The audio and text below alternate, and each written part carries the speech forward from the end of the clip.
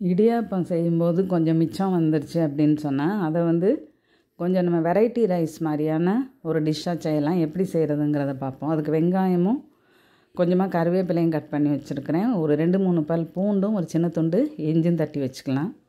கொஞ்சமாக கொத்தமல்லி தழை, ஒரு தக்காளியை இந்த மாதிரி பொடி பொடியாக கட் பண்ணி வச்சுக்கோங்க.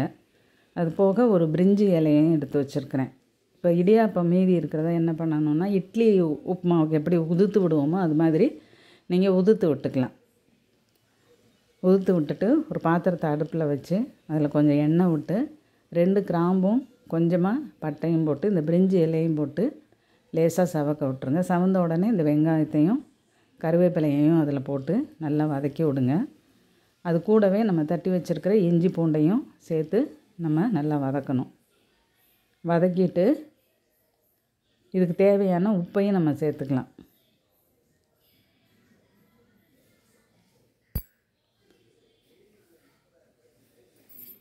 உப்பு சேர்த்து நல்லா வதங்கினதுக்கப்புறமா கட் பண்ணி வச்சுருக்கிற தக்காளியை சேர்த்து அந்த தக்காளி நல்லா மசிஞ்சு வர வரைக்கும் நம்ம அதை வதக்கி விடணும்.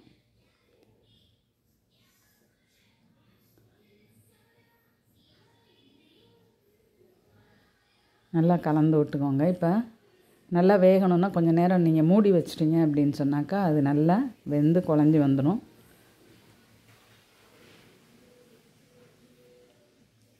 இந்த மாதிரி நல்லா குழஞ்சி வந்துடும். இந்த மாதிரி வந்ததுக்கப்புறமா இதுக்கு தேவையான மிளகாய் பொடி மட்டும், மல்லிப்பொடி எல்லாம் வேண்டாம், மிளகாய் பொடி காரம் எவ்வளோ தேவையோ அதுக்கு தகுந்த மாதிரி கொஞ்சமாக மிளகாய் பொடியை போட்டுக்கோங்க. போட்டு அதையும் நல்லா கலந்து விட்டுட்டு 1 டீஸ்பூன் அல்லது 2 டீஸ்பூன் அளவுக்கு நெய் ஊற்றிக்கோங்க.